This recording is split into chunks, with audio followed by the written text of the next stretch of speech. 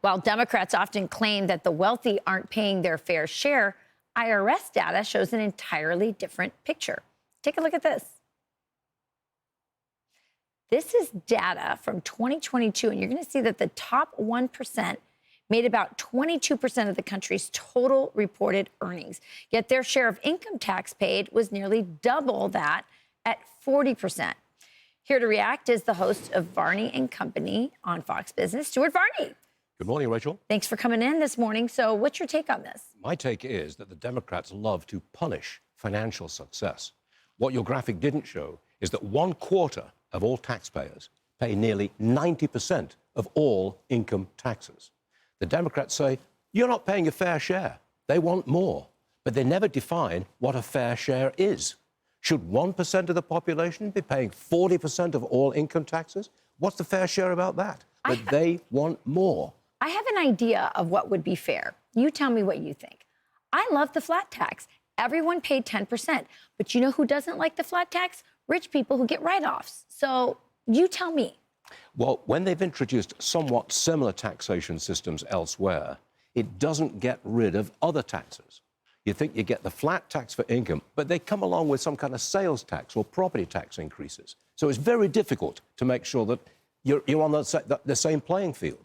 Now, what Trump wants, I think, look, all this comes from jealousy. You've got a lot of money, I don't. I want it, give it to me now. That's their mentality. It's the mentality of jealousy. They make a scapegoat of the rich. They're trying to pretend that the hardship that people are feeling right now is because of the rich. Right. They're taking all the money. That's exactly wrong. People are feeling hardship now because of the inflation which were created by the Democrat policies. By government spending, by printing money. Precisely. That's what's done it. That's why people are feeling hardship. It's not because the rich are rich and they've got a lot of money. It's because Democrat policies created this situation where you've got inflation that eats away at everybody's income. Trump wants to do the exact opposite. He wants to keep taxes low, he wants to cut regulation, and he wants to go for growth. That's the way you get yourself out of this. Grow our way out of it. He has talked about, using some of these tariffs to pay down the debt as well, which is also killing us. I want to talk about this because this is interesting. The Doge plan that is Vivek Ramaswamy and Elon Musk coming in and actually doing some major cuts to government, getting rid of the waste, shrinking government, shrinking the workforce, and all the overspending. It's interesting, Stuart, you often hear, there were these senators that would come out and tell us about, these research projects on shrimps on trend bills and all these, but they would tell us what they were doing, but nobody ever cut it. Nothing ever happened. So how do we know that this Doge will actually have the authority to slash and burn these wasteful programs? Because it's Elon Musk. And if anybody can cut the bureaucracy of government, it's Elon Musk. Look what he's done for the companies that he runs.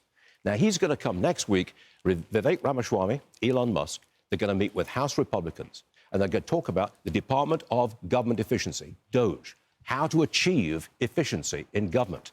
They're going to look at regulatory rescissions. That means cutting red tape, plain and simple. They're going to look at administrative reductions, plain and simple.